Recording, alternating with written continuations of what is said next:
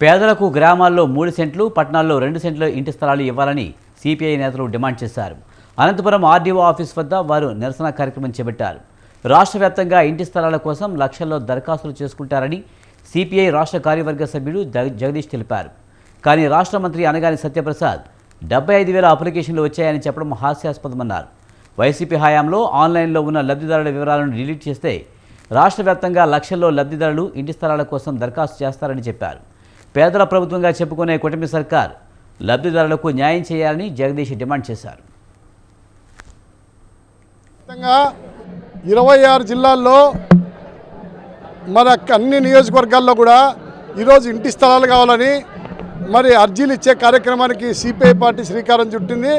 ప్రతి నియోజకవర్గంలో కూడా వేలాది మంది ఇంటి స్థలాలు కావాలని ముఖ్యమంత్రి చంద్రబాబు నాయుడు చెప్పిన ప్రకారము పట్టణాల్లో 2 సెంట్లు, గ్రామాల్లో 3 సెంట్లు స్థలం కావాలని అర్జీలు రాసుకొని రెవెన్యూ కార్యాలయాలకు వస్తూ ఉన్నారు.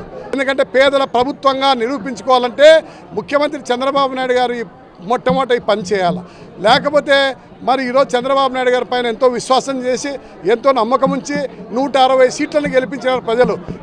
రాష్ట్ర వ్యాప్తంగా 26 జిల్లాల్లో మన అన్ని నియోజకవర్గాల్లో కూడా